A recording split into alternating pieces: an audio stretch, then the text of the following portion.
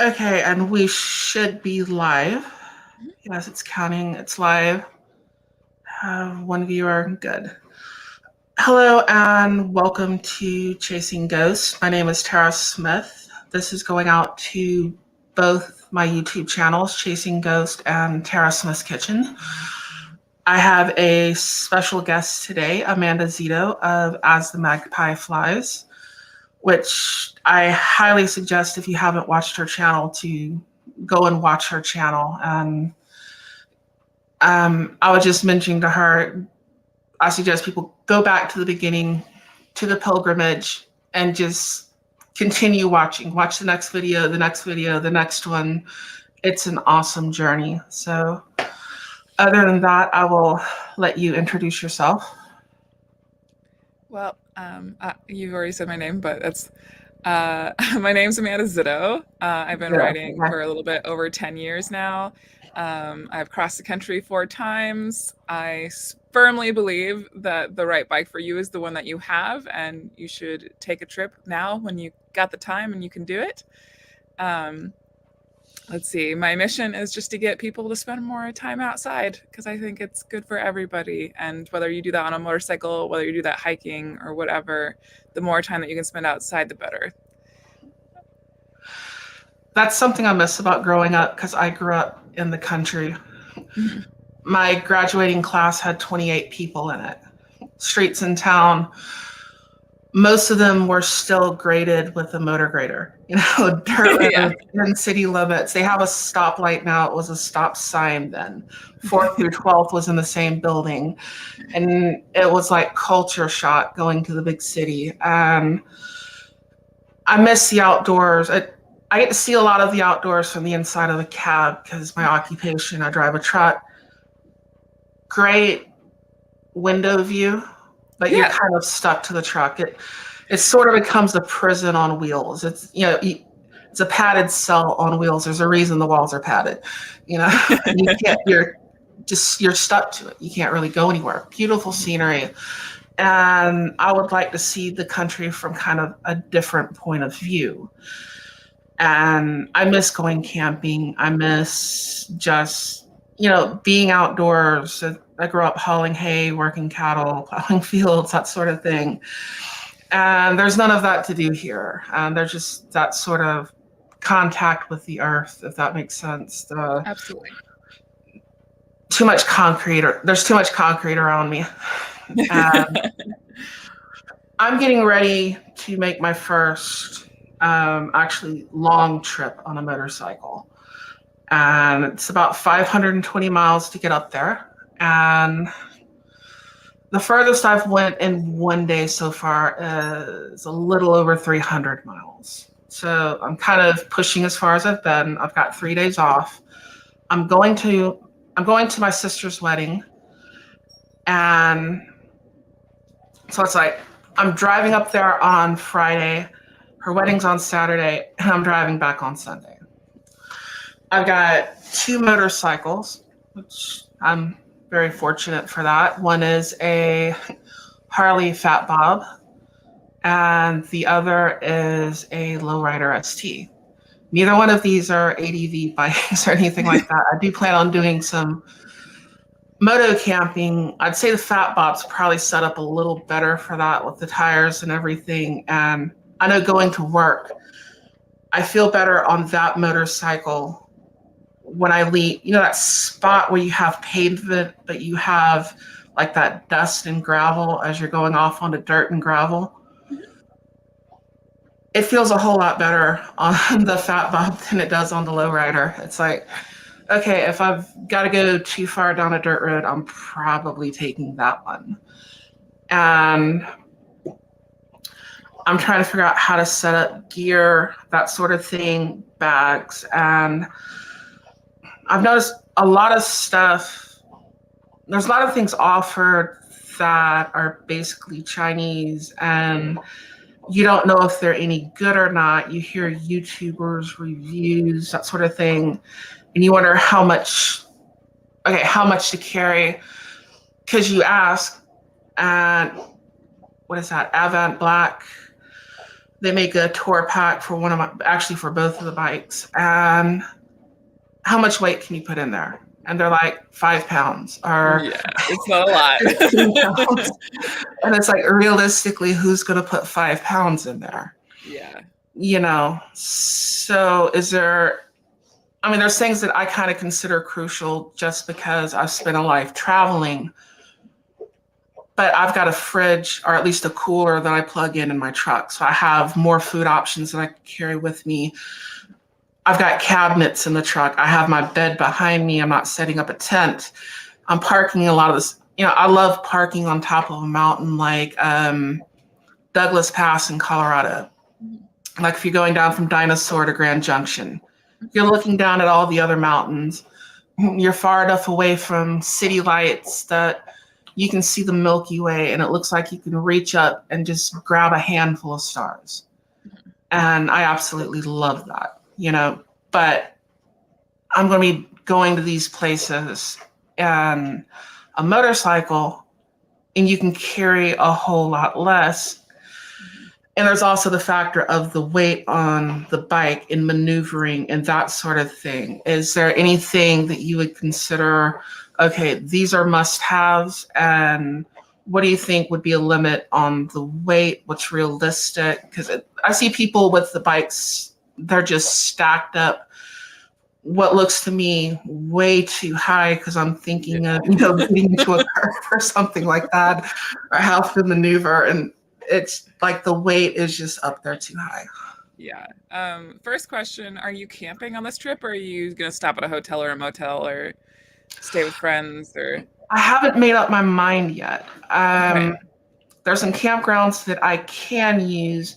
If I do, it would probably be for the second night, like get a hotel the first night, and I would camp because I'm kind of using this also for a test. Mm-hmm. And well, the second day I'm going to a wedding, so yeah. I'm gonna want something that I can get cleaned up a whole lot better and all that stuff. The third day I'm just driving home, so I'm not worried about presentation or anything like that. Okay. So I'll start with luggage first, and then we'll go into the camping business and like the 10 essentials and all those things. So first, luggage wise and weight, like you said, you really like you have. Do you have a back seat on your Fat Bob, like a passenger seat? Yeah, on the Fat Bob, I have a sissy bar, and I'm fixing to put a backseat sissy bar. I'm fixing to put the luggage rack onto the sissy bar.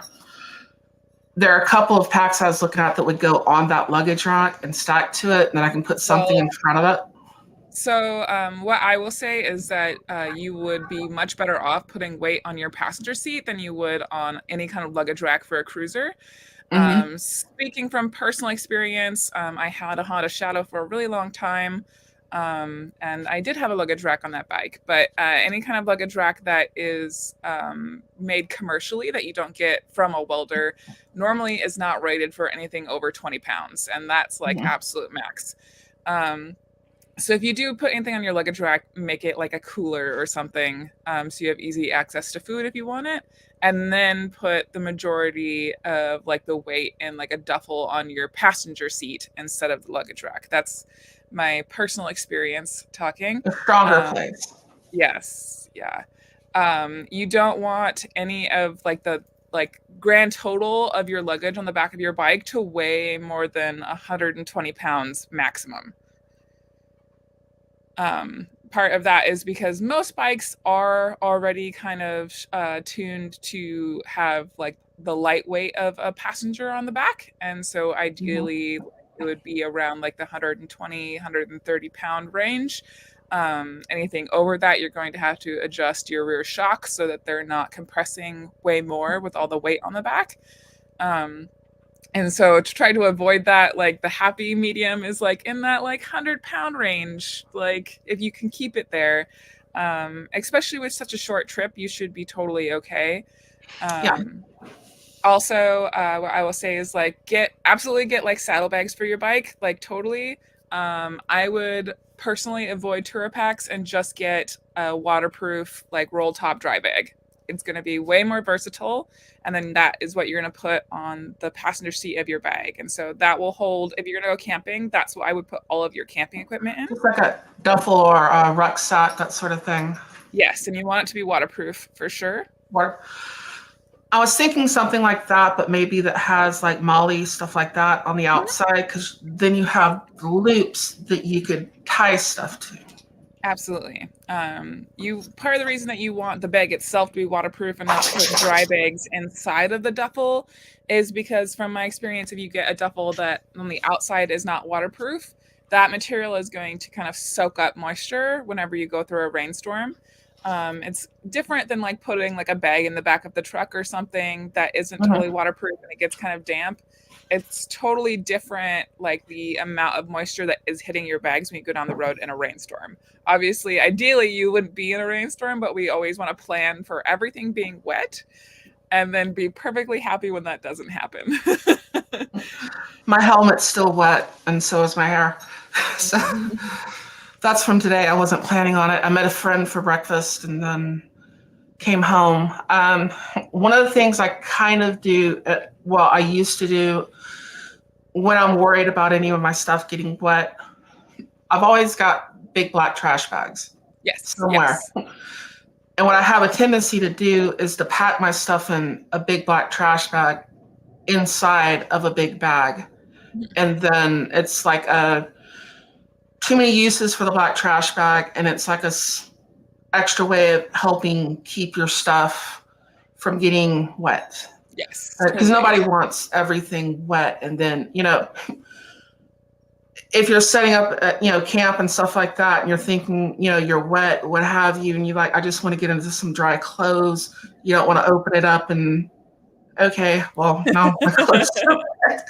My blanket's wet. My sleeping bag's wet. I keep a sleeping bag in the truck just because I've been broke down when it's like 27 below zero, and you keep things just so that you don't freeze to death. Yep. I totally understand. In Montana, that was like every car had like emergency food. You had like all of the 10 essentials. You had compass. You have a way to make fire. You have emergency shelter, everything. And people think we're nuts. I'm like, yeah, but you've never been caught in a blizzard. Yeah, I'm talking whiteout. I'm not talking, you can see the signs on the side of the road occasionally. Oh, there's like a road marker. No, I'm talking, it looks like somebody spackled your windshield and you're hoping no one's coming the other way. Yeah, that's a totally different thing. Or you're stuck in a rest area because you just can't drive on it, and you got to have food and supplies and everything in there. One thing on any trip that I would never be without, no matter if I'm going to Arizona in the summer, and I've been stranded in like Casa Grande, Arizona in August, and that sucks. No fuel, no anything. And or up north, I've been on the side of the road well below zero, fixing air hoses because the air dryer was plugged up, laying under a truck. But the one thing I would never be without is water. I've always got water.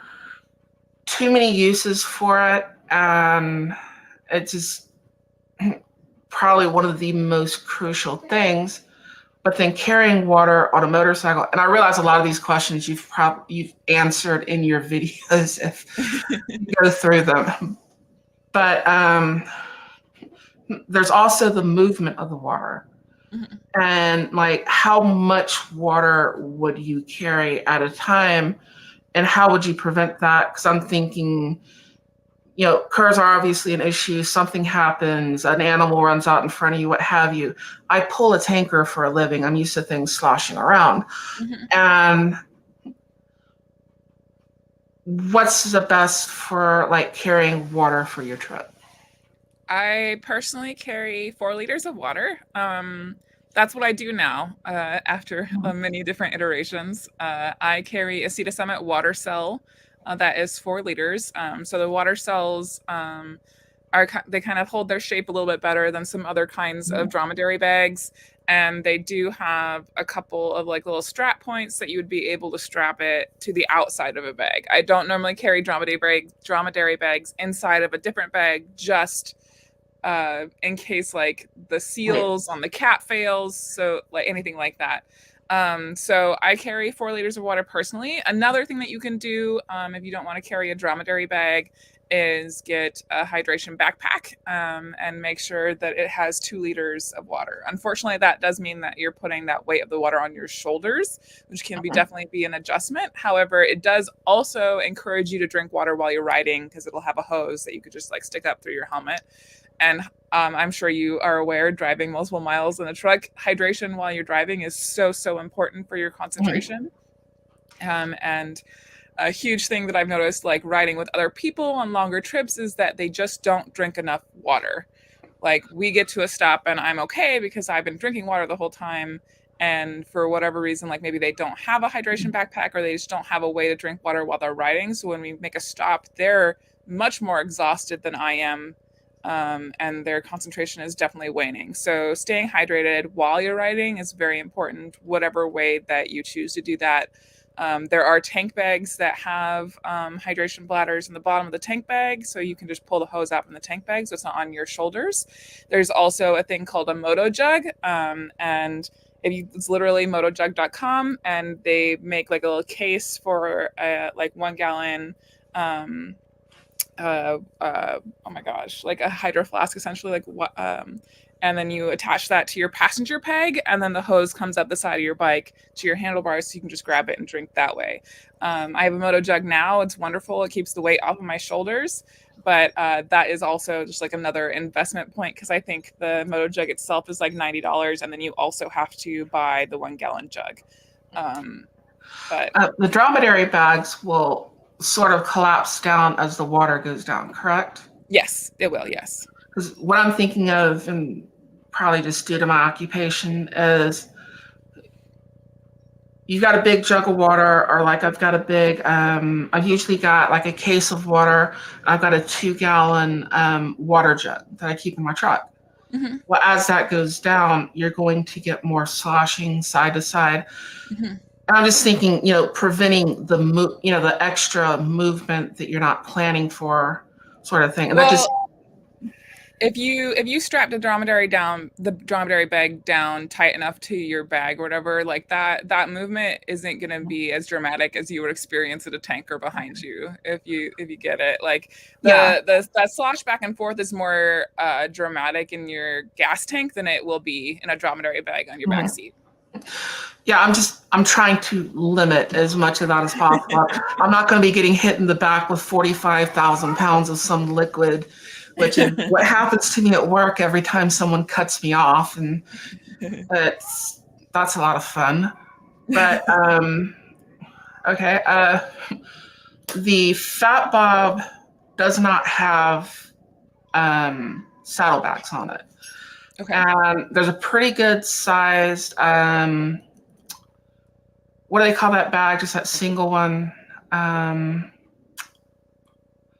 It just slipped my mind. But basically a bag that I can put over on my left side down low.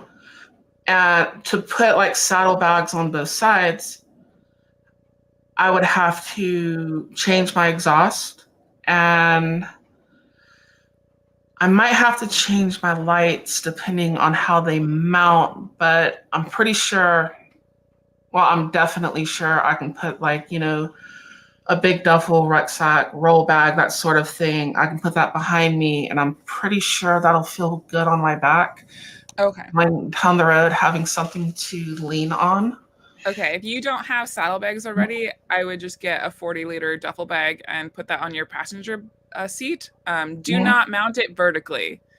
Do not mount it vertically.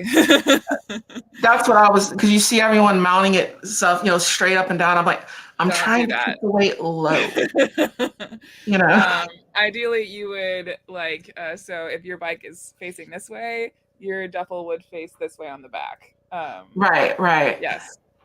I'm thinking then you could put some stuff on top of it, like your sleeping bag and what have you, and kind of strap. Well, you would put everything in the duffel.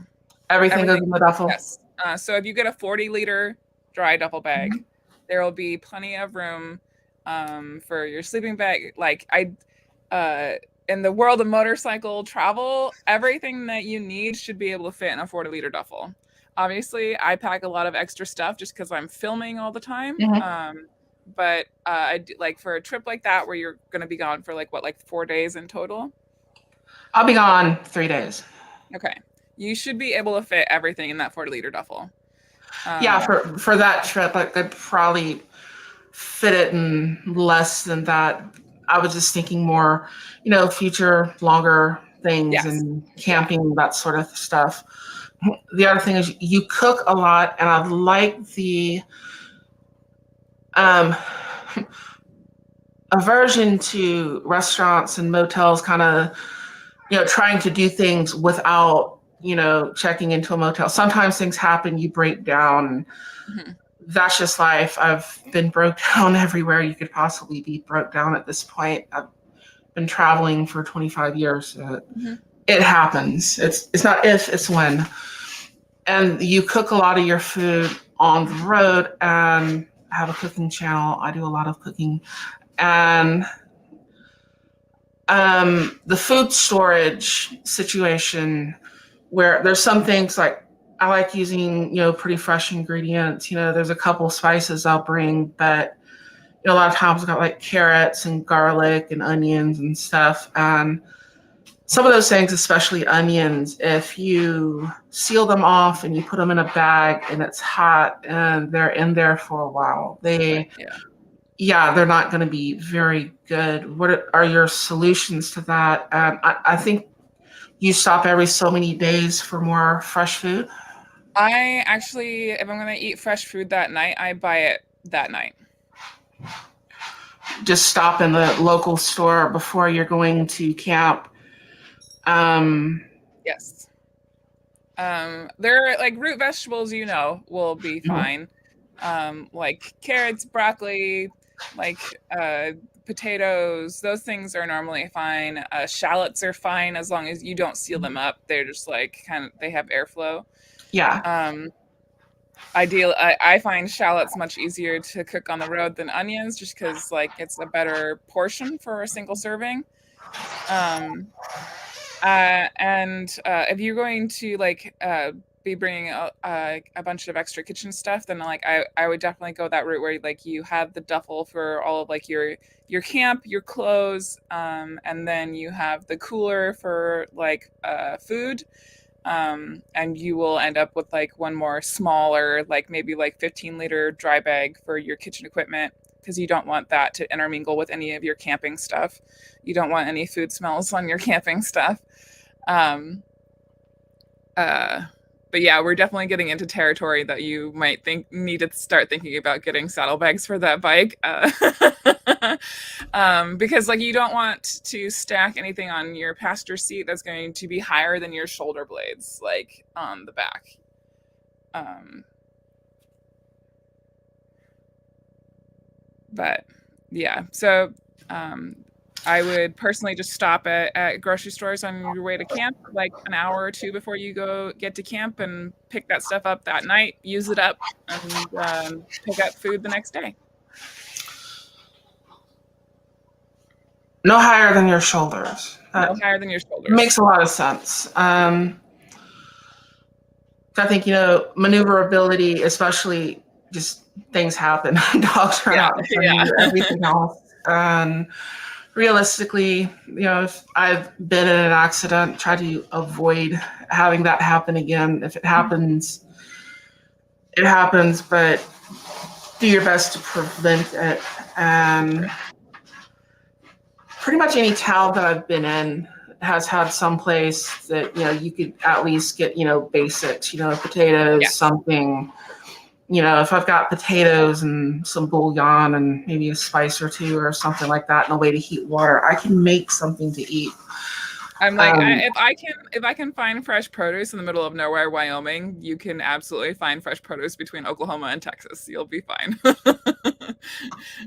I can find produce in the middle of nowhere, Wyoming, but I've been in the middle of nowhere, Wyoming quite a bit.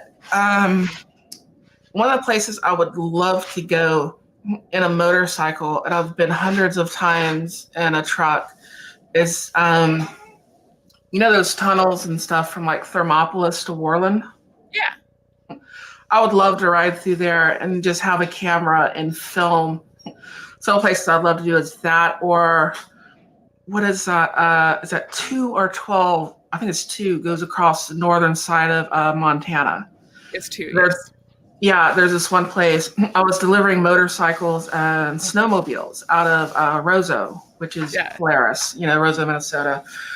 And it was one of my loads getting out because I'd haul chemicals up to like Williston, North Dakota. And I would take that and they paid good. I'd end up someplace where I could get, another good load and get back home. And there's a place that it's not really a rest area, and it's east of Helena and all that. But it's like you're kind of going down into a valley, and it's a little pull out. And I was going through there, and it's just snow covered, and it was just just majestically beautiful, for lack of a better way to describe it. I love scenery like that. But okay, let's kind of look at my list over here, trying to write things down so I remember it. I do have other things going on, and a mastiff and 2 cats and someone walking in and out that brought me some coffee, so I'm very thankful. Yay! I'll go through the town essentials really quick while you look at your list. I'm sure that you're already familiar with these driving truck, but I like to go over them a lot because I think some people miss some things as to like first is like navigation. On motorcycles, you want 2 different forms of navigation always, whether that's like one is your phone and one is a paper map. I always have a simple paper map of the states that I'm going through in my saddlebags. It sounds like overkill, but you never know when your phone is going to die. A headlamp is very, very important. Always carry a headlamp. Sun protection, obviously, sunglasses, sunscreen. I like to carry mineral sunscreen because I try to keep the amount of liquids that I'm carrying on the bike to a bare minimum, and mineral sunscreen will come in a stick, and that you can just apply to your face and you rub it in. Your first aid kit on a motorcycle, it can just be minimal. Obviously you want a couple of trauma items in there if you have the space to carry them, but a simple first aid kit is better than no first aid kit. Always have a first aid kit. Yes. A knife or a pocket knife or something, a way to make fire. Ideally you would have matches and a lighter. Emergency shelter, which obviously if you're going to be camping, you'll be taking a tent.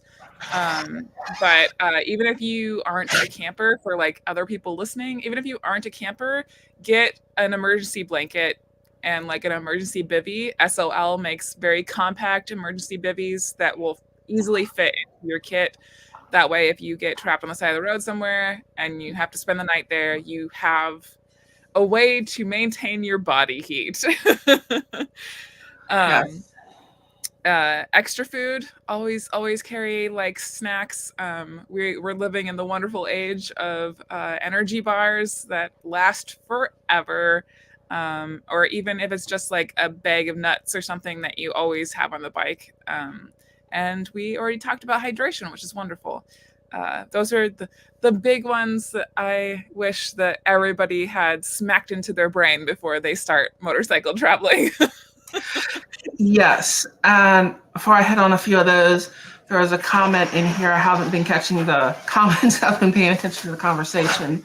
So sorry if I haven't caught your comment, but it was mentioned swing arm bag. We've got a fairly large one that I could put on the Fat Bob. The Lowrider already has saddlebags on it. They're the clamshell ones. They're not real big, but for what it is, those actually work pretty well. And I always have a lighter, usually a Zippo windproof kind of thing. I've always got a knife. There's always a use for a knife, definitely. First aid kit. Anytime I've ever hurt myself, I've been like 20 miles down an oil-filled road somewhere, and I learned how to do things before there was really cell phone signal anywhere. People still had car phones. And, like Miami Vice car phones and cell phones existed. Most people didn't have them.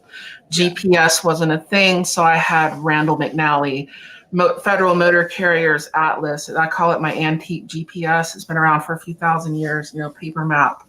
They work. I'm honestly more comfortable with a paper map just because that's how I learn. I do use like Google and stuff like that for looking at, like, you've got a city map of any city that you go to, and you can look up, oh, there's a gas station. We have this computer in the palm of our hands, which kind of brings up another thing as far as apps and stuff to use. And also, well, if you can get a good emergency kit, get one, first aid kit, something that has, you got splints in there. You've got more than just Band-Aids in the thing. You've got a tourniquet, that sort of thing, because I have had to use tourniquets. I've had a tourniquet on me a year ago, and you might have to put that thing on yourself.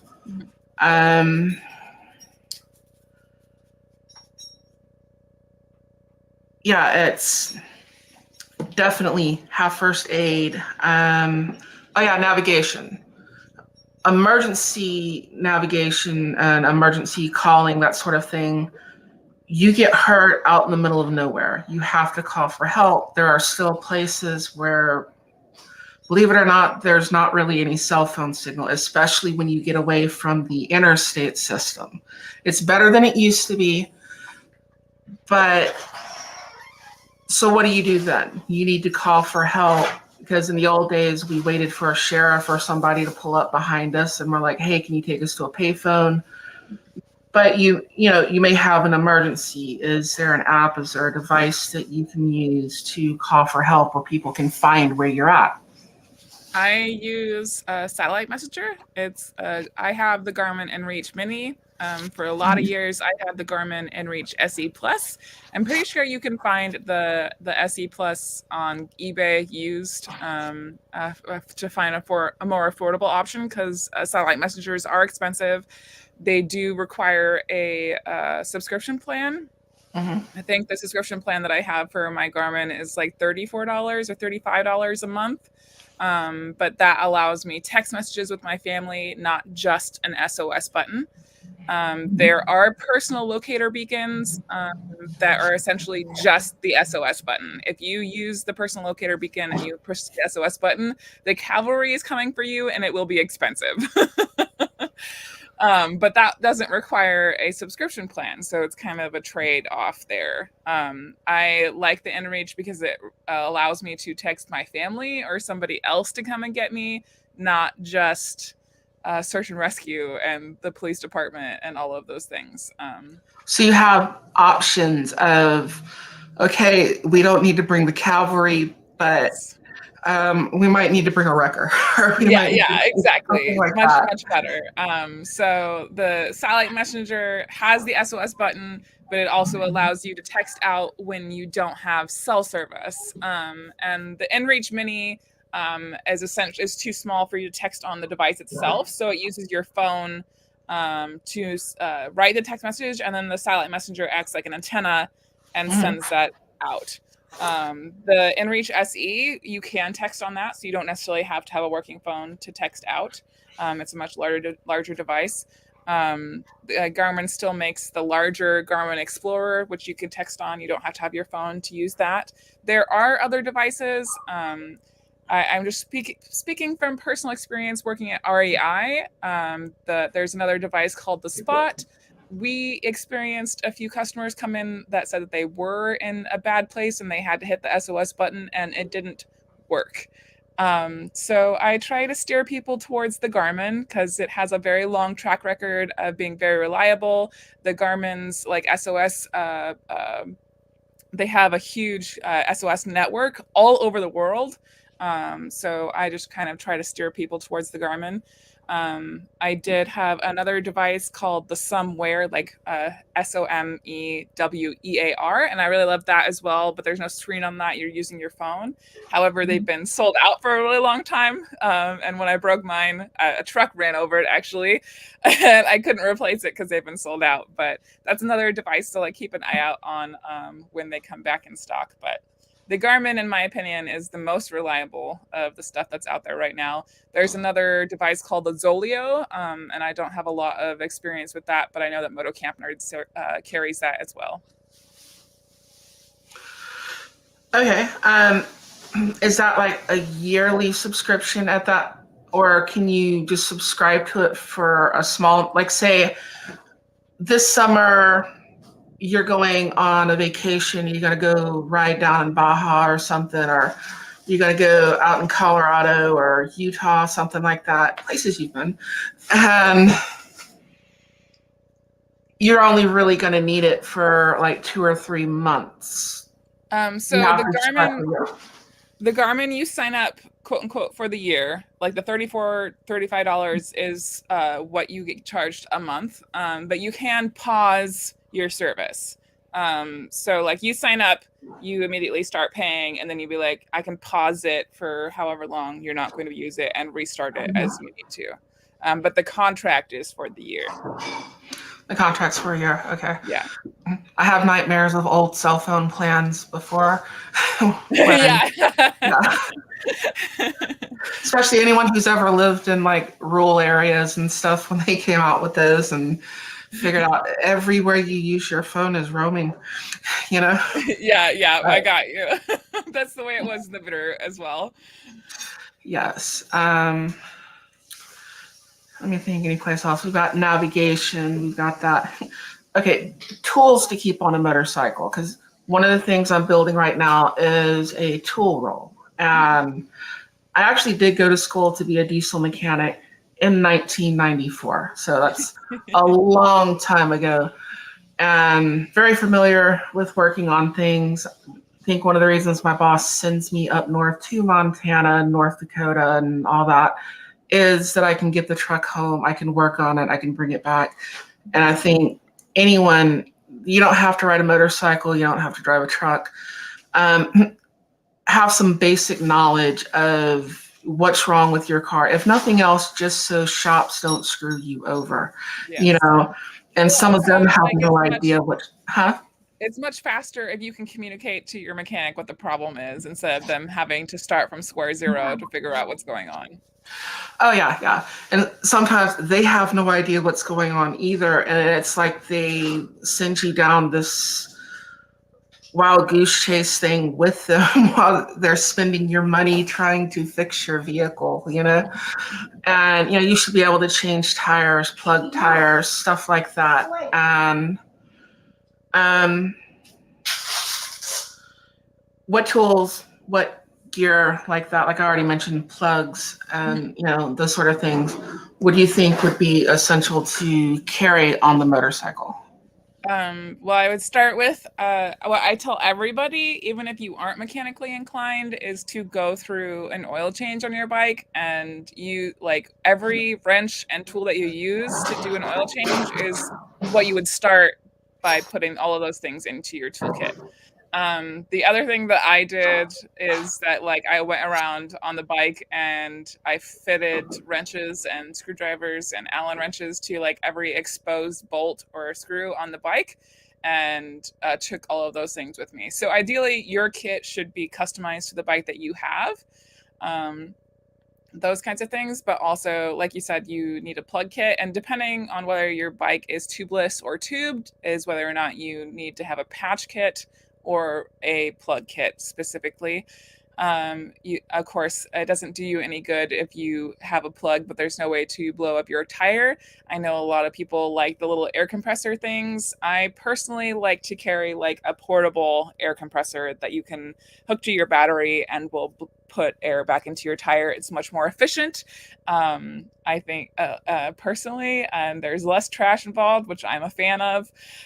And in addition to that, always carry a jump pack, like a battery jump pack if your battery dies. I think people think about like, oh, well, if I leave the key on, or if there's like a small draw on my battery, but also if you wake up in the middle, like wake up and the night was very, very cold, that can also drain power from your battery as well. So keeping a jump pack on your bike is a very good idea. At this point, I've used it more to jump other people's bikes than my own, but that makes people like me. um, so those things are very important. I carry a small breaker bar. It's not like a giant long breaker bar. It's just short enough that it will fit with the rest of my tools, but just something that I can put a little bit extra oomph on my axle nuts to get them loose. So I carry those as well as like the larger. Oh, the word just left my brain. Um, the larger socket that fits both of my axle nuts on the bike. Of course, all the tools that are necessary to tighten and loosen your chain if you have a chain. I think it's belt driven on the bikes that you have, isn't it? Yes. Okay. So you don't have to worry about that. Yeah, they're belt driven on this. There's stuff I'm looking at. Of course, you need that 10 millimeter for your battery. I wasn't thinking of a jump, something to jump the bike off of.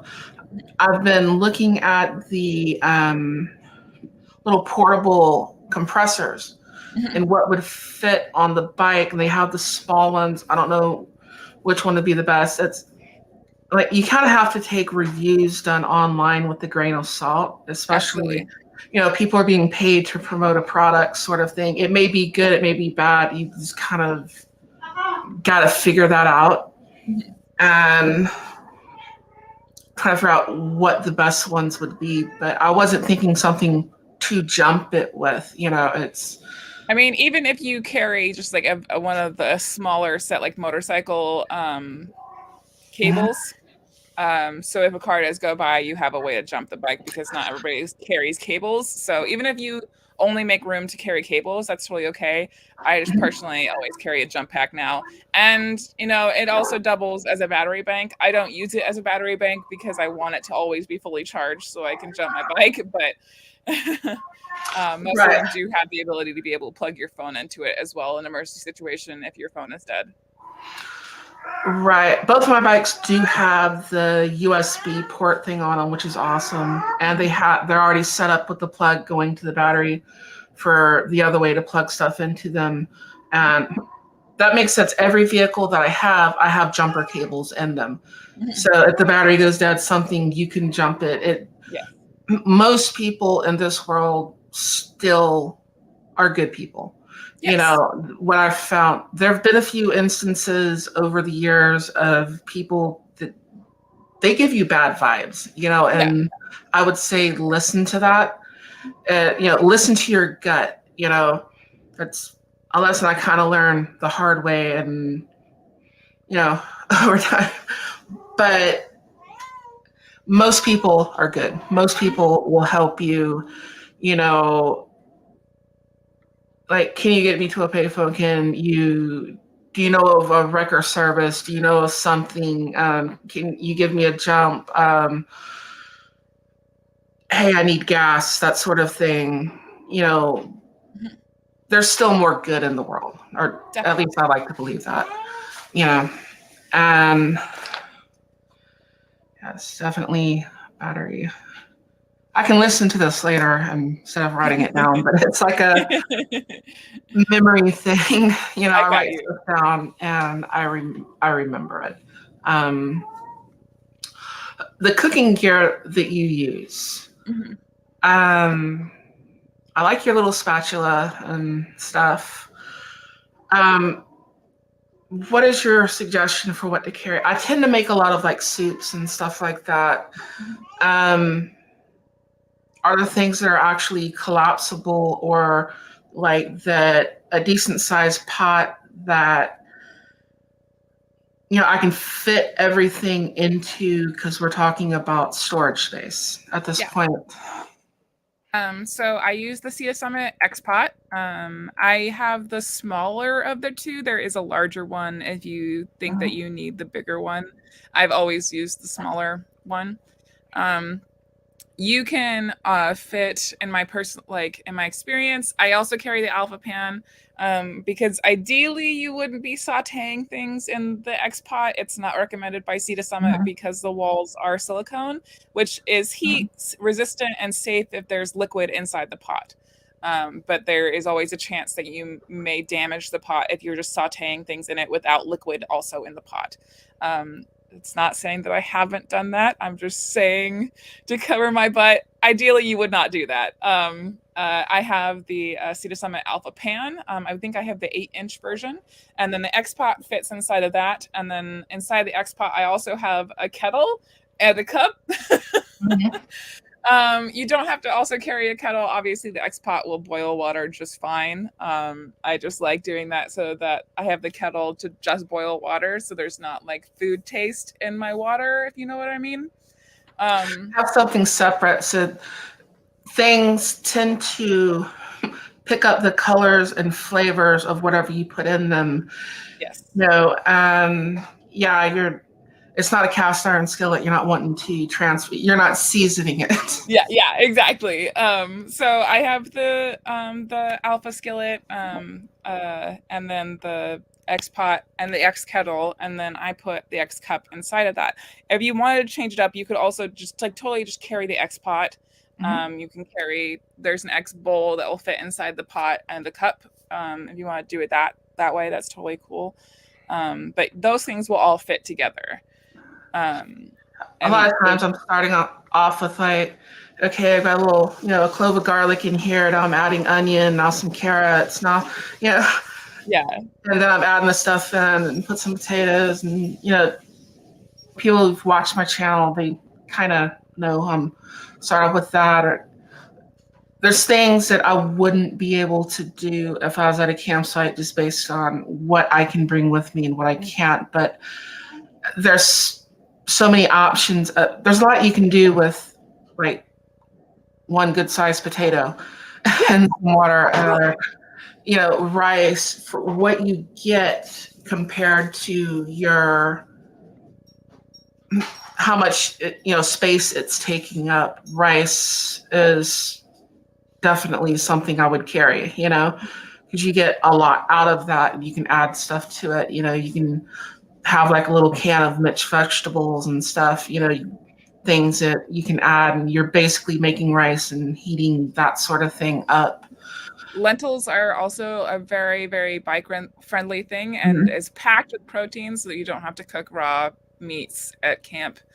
Yeah, lentils are always a go-to. I always have a little bag of lentils in my food kit, always from the get-go, just because of that additional plant-based protein. Right. I like lentils and barley. Does barley take too long to cook? Yes. Yeah, it's like you make a meal with barley and it's like, okay, now we have to wait for another 45, 50 minutes for the barley to cook, but the barley's good, you know. No? I'm sorry. Hold on, let me use that. I'll go off on kitchen stuff while that's happening. I also carry a very small cutting board that's like the size of like a little martini Mhm. board. It's like 5 by 9 or something like that. And then I have a very small kitchen knife, obviously the tiny spatula. I also have a small wooden spoon. Um, and let me think. I have the Primus spider stove, I think it's what it's called. Yes, Mhm. express spider stove. That one is a remote canister stove, and I started using it at the end of last year, and it's quickly become one of my favorite stoves just because you have much more control over the flame size. I was using the UST Trekker stove before, which is a fine stove. It's very, very small. It doesn't take up a lot of space. It's very affordable. So that's also still a very good option, and I cooked on it for ages. But having like a remote canister stove like the Express Spider is really, really nice because your food is much lower. So if there is any accidental pot coming off of the stove business, it's much less Yeah. likely to spill. Yes, you don't want things spilling. You don't want things tipping with an open flame around Yeah, things that are yeah. flammable. And right. And I would think also with, I'm not a vegetarian. I like meat, but if you're camping, there are also predators, that sort of thing. And I would think that meat would draw some of them in more. I mean, So actually, this is a common misconception, is that only like meat smells attract like bears and those kinds of things. Actually, it's all food smells. It doesn't matter if they're it's the meat or not. omnivores, I would think, yeah. It's it's all food smells, even mountain lions or anything like that. It's all Mhm. food smells. So that's part of the reason it's so important to cook far enough away from your tent. Never keep food inside of your tent. You don't want Mhm. any kind of food smells associated with your clothing or your tent. So always sleep in different clothes than what you cooked in. That's very important. Mhm. Um, it's okay for those clothes to be in your tent, but you don't want to be sleeping in them. Um, Ideally, you would cook like 100 yards away from your tent. That's not always possible, especially if you're going to camp in a state park. But um, the most important thing is to make sure that you're not cooking in and or directly around your tent, specifically. And when you are done, you wash everything immediately. Do not leave dirty dishes or like put your stuff away dirty. You want to wash everything right when you're done with it, and put it away. Ideally, if you're in bear country, you would have a bear canister. That's not always possible, especially on smaller bikes. You would ideally also know how to hang your food properly. Not everybody does. So if you're not used to camping in bear country, I recommend people stay in campgrounds that do have bear containers. So a lot of campgrounds in northern Montana where bears are very active will provide shared bear containers to put your food and smelly things. That's the other very important thing. Stuff like shampoo, soap, deodorants, chapstick, even sunscreen. All of those things smell like food to predators and just animals in general, actually. Rodents and mice and birds are the most frequent visitors to campsites, raccoons that will steal your food. So, I've heard um, he's like non-scented stuff. yes, yes. Even that, like non-scented soap still smells like food to them. So packing But all of those things away is very important. anyone who's ever been someplace camping, what have you, where you don't have access to a shower or something like that, and that's another thing that I would say definitely to have is like baby wipes, that sort of thing, hygiene sort of stuff. Mhm.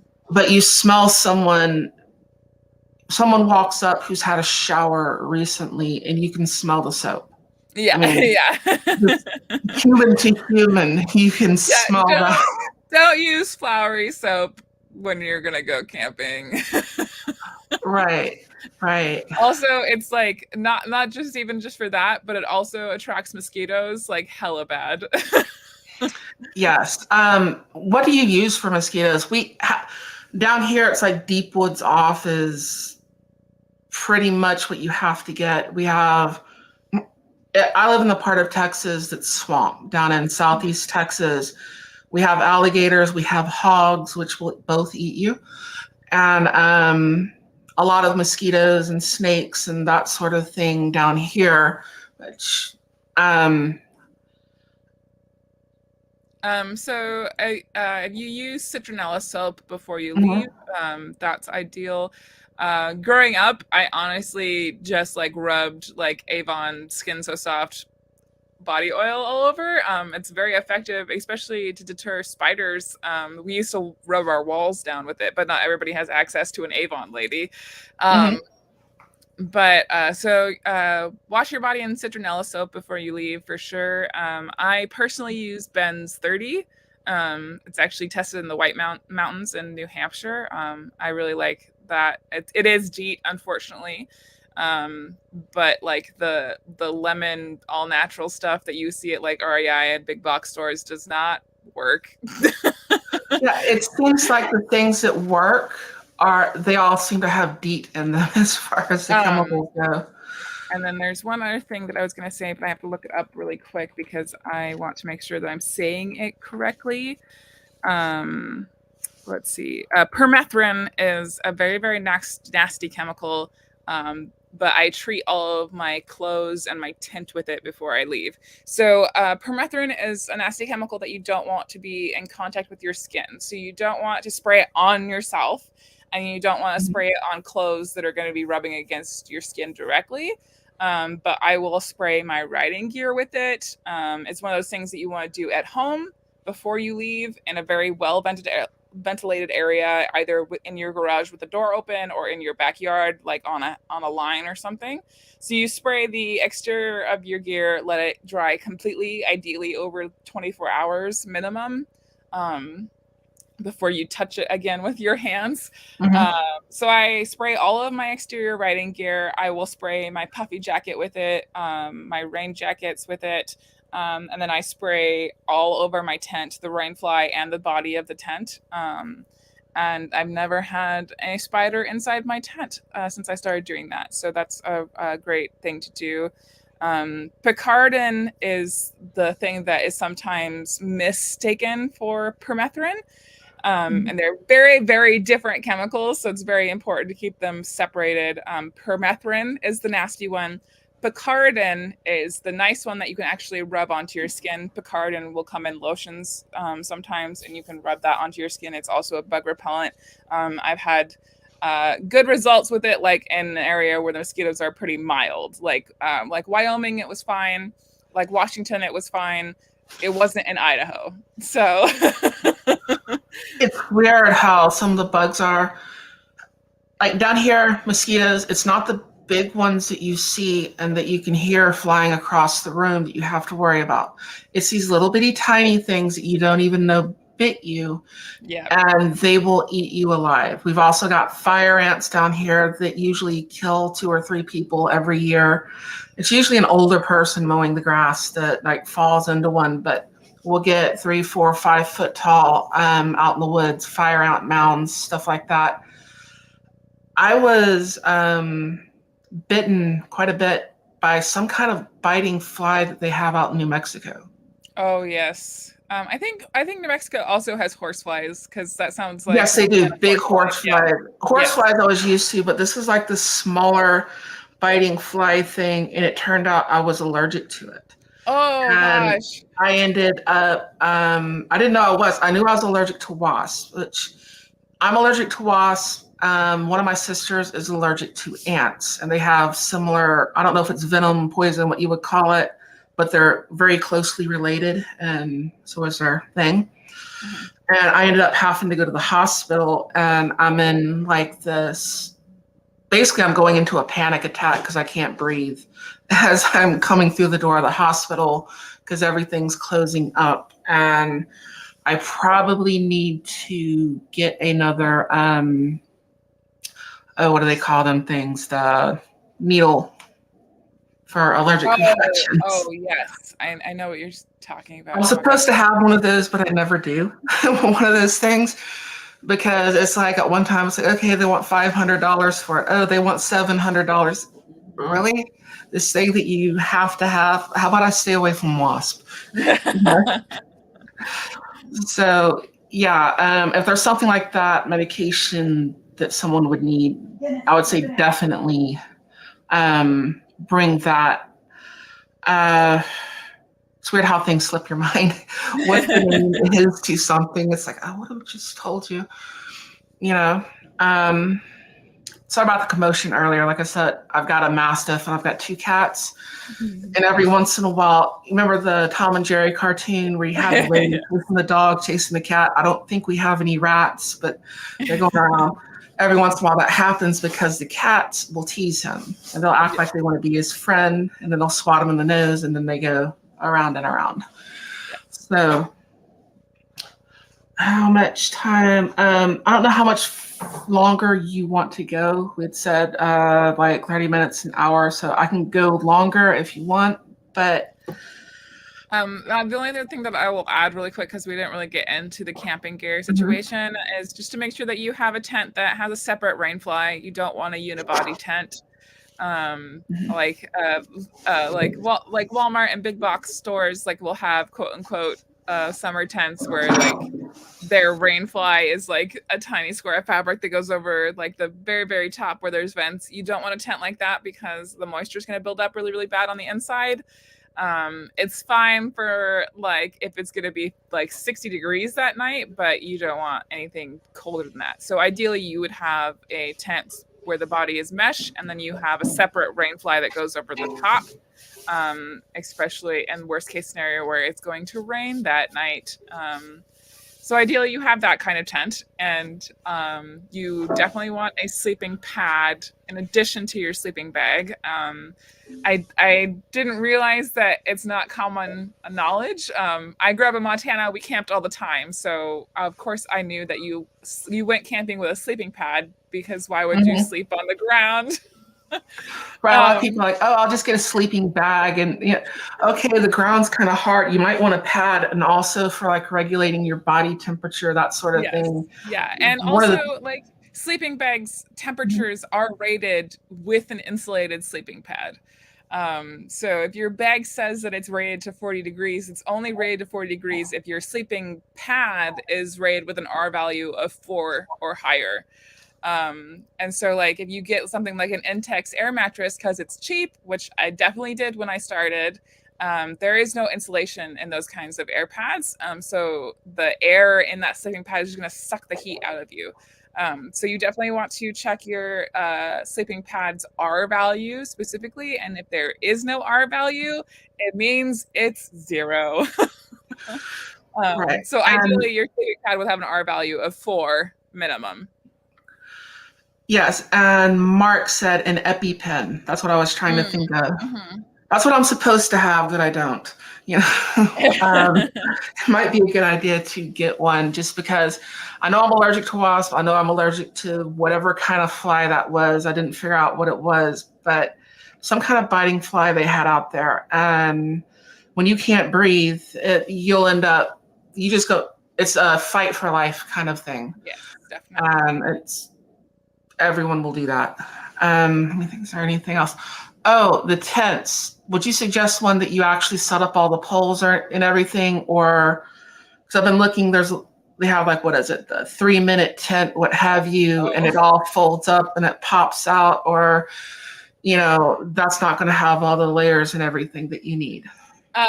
Ideally you would have a tent that you set up poles, just for the reason that you want a totally separate rainfly. You don't want like a essentially, we call them a unibody tent, where there isn't an additional rainfly that you put over the top.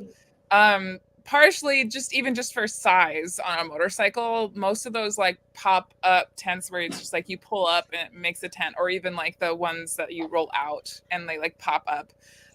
They tend to be much, much larger than a regular backpacking tent that you can get where you have to set up the poles. Ideally, you would get a freestanding tent, and that just means when you put the poles into the tent, it doesn't have to be staked out for the tent to retain its shape.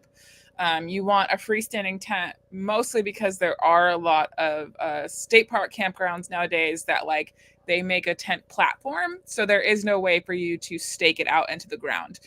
There are definitely ways to set up a non-freestanding tent, even in those situations, but it requires things like sandbags, which is where like you load up this little bag thing and attach it to where the stake would be on your tent, and you weight the tent out with rocks and those kinds of things.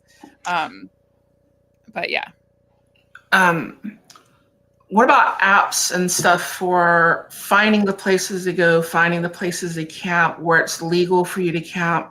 I know you do a specific kind of camping a lot. Name once again slips my mind, but you sleep in a tent quite a bit. Yes, I do. Obviously, I'm sponsored by Onyx Off-Road. That is a mapping app that clearly delineates the difference between public and private land. It's not always the most reliable because they do have tent icons. Excuse my throat. They do have tent icons on the map to try to indicate where there could be camping. It's not always totally accurate.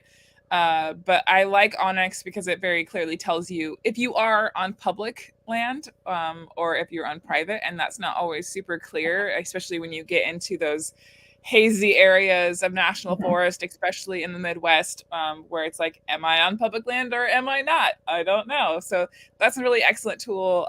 You do have to have a subscription to be able to see that information. It's like $30 for the year. Um, I do have a discount code. I think it's just like Magpie, and it gives you a discount for the subscription. But just getting started looking for campsites, I would Google National Forest Interactive Map. And it is light years ahead of what it used to be. So the National Forest now has an interactive map that you can go to. You select tent camping, and then it will show you all of the different National Forest campgrounds. And ideally, that's where I would start, because most national forest campgrounds will have a pit toilet, and like a nice place for you to camp. They're not normally super busy. In Oregon, of course, it's like an exception because all of our national forest campgrounds are super busy, because Oregon and Washington are just the outliers, I think. Um, but that's a really, really great place to start. The BLM.gov website also has an interactive map. It can be a little bit harder to navigate, but it will also show you BLM sites that tend to be very cheap. I don't think I've stayed at a BLM site that was like more than $12 a night. And a lot of BLM campgrounds are free. BLM is also, it's called Bureau of Land Management, if nobody's familiar. Um, Also has huge swaths of public land that you can dispersed camp on. However, That's what I was looking for.